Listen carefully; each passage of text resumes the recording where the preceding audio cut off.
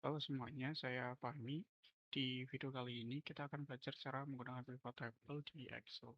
Dengan pivot table, kita bisa mengelompokkan data, menghitung total penjualan per produk, melihat performa berdasarkan wilayah, menganalisis metode penjualan, dan bahkan membuat visualisasi yang menarik. Oh iya, untuk membantu kalian belajar, saya sudah sediakan file latihan yang bisa kalian download di deskripsi video ini. Jadi langsung saja kita mulai tutorialnya, dan pastikan kalian ikuti sampai akhir. Langkah pertama, kita harus mempersiapkan data kita dalam format tabel agar lebih mudah dikelola di pivot table. Caranya, blok semua data yang ada di sini dengan menekan Ctrl A seperti ini. Ini akan memastikan seluruh data kita terpilih. Setelah itu tekan Ctrl T untuk mengubah data ini menjadi tabel. Pastikan di kotak dialog yang muncul, opsi My Table has headers ini tercentang ya. Ini penting agar judul kolom seperti nama produk, kuantitas, dan lainnya tetap terbaca dengan baik di tabel kita. Kenapa sih kita perlu mengubah data ke bentuk tabel? Nah, dengan data bentuk tabel, setiap kali kita menambahkan data baru atau memperbarui data yang ada, pivot table akan otomatis memperhitungkannya. Jadi kalian nggak perlu khawatir harus memperbarui pivot table secara manual setiap kali ada perubahan data nantinya. Setelah data kita siap dalam bentuk tabel, langkah berikutnya adalah membuat pivot table. Pivot table ini yang akan menjadi mesin utama untuk semua analisis yang akan kita lakukan. Pertama, klik tab Insert di bagian atas layar, kemudian pilih pivot table. Di bagian table range, Excel sudah otomatis memilih tabel kita sebagai sumber data. Ini berkat langkah sebelumnya, di mana kita mengonversi data kita ke bentuk tabel. Untuk menempatkan pivot table ini, pilih opsi meletakkannya di worksheet baru, lalu klik OK. Dengan memilih worksheet baru, pivot table kita akan diletakkan di halaman yang terpisah dari data asli sehingga lebih rapi dan fokus pada analisis. Setelah ini kita bisa memulai analisis dengan cara yang lebih mudah dan fleksibel.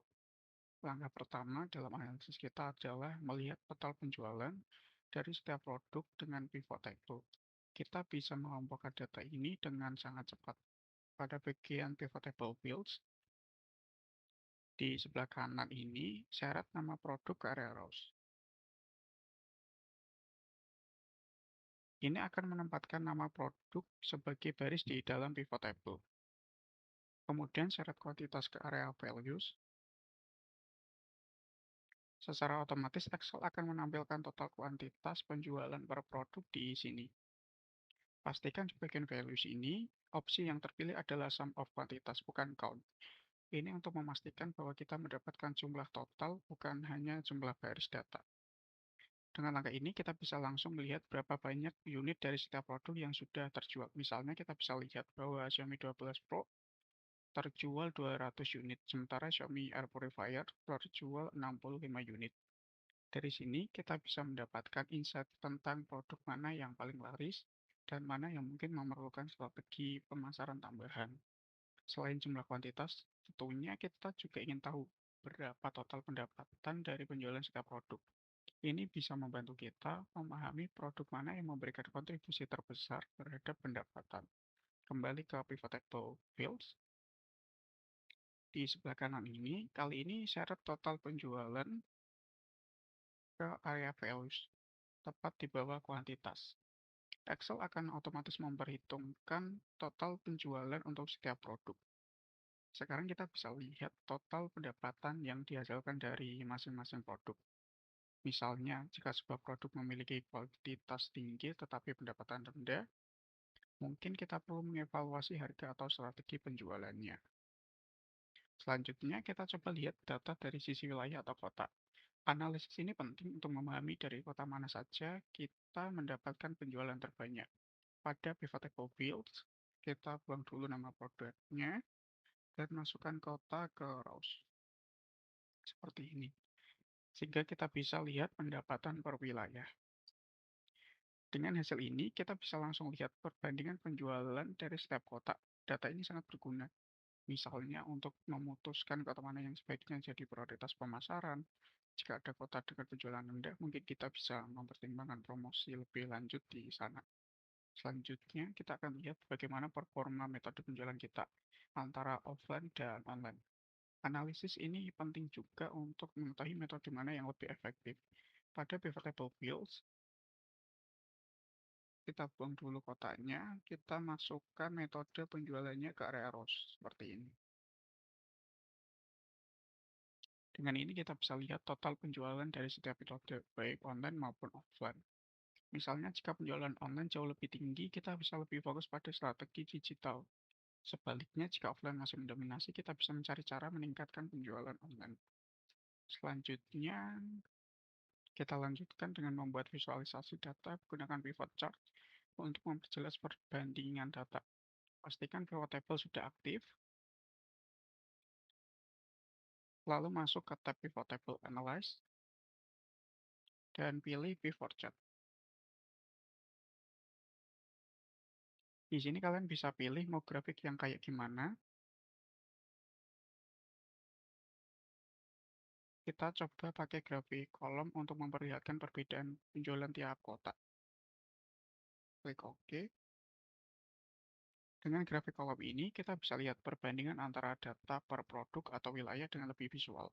Selanjutnya, kita bisa menyesuaikan grafik agar lebih mudah dibaca. Kalian bisa klik tabelnya, lalu tekan chart style. Di sini kalian tinggal pilih bentuknya yang kalian suka. Kalian juga bisa menambahkan judul grafik, misalnya total penjualan per produk atau penjualan per kota.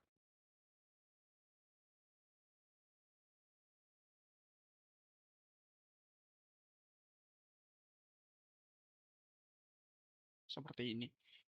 Grafik ini akan otomatis mengikuti perubahan pivot table, jadi setiap perubahan data langsung terrefleksi di sini.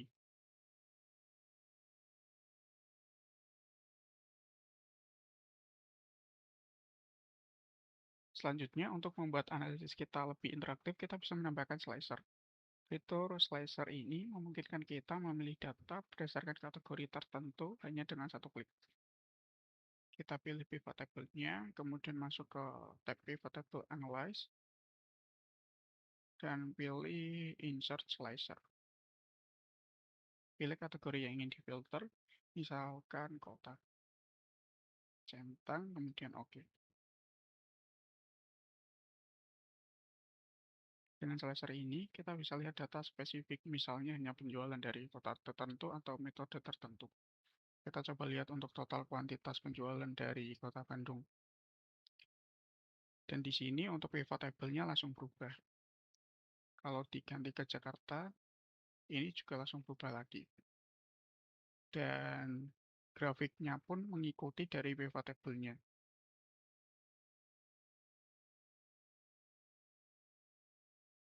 Ini membuat analisis jadi lebih fleksibel dan cepat tanpa harus bolak-balik mengubah pivot table secara manual. Segitu aja dari saya. Terima kasih sudah mengikuti tutorial ini. Dengan pivot table, kita bisa menganalisis data dengan lebih mendalam. Dan fitur seperti pivot chart serta slicer ini membuat visualisasi dan filter data lebih menarik. Jangan lupa download file latihan di deskripsi untuk mencobanya sendiri. Kalau ada pertanyaan atau topik yang ingin dibahas di video berikutnya, jangan ragu tulis di kolom komentar. Terima kasih semuanya, semoga bermanfaat.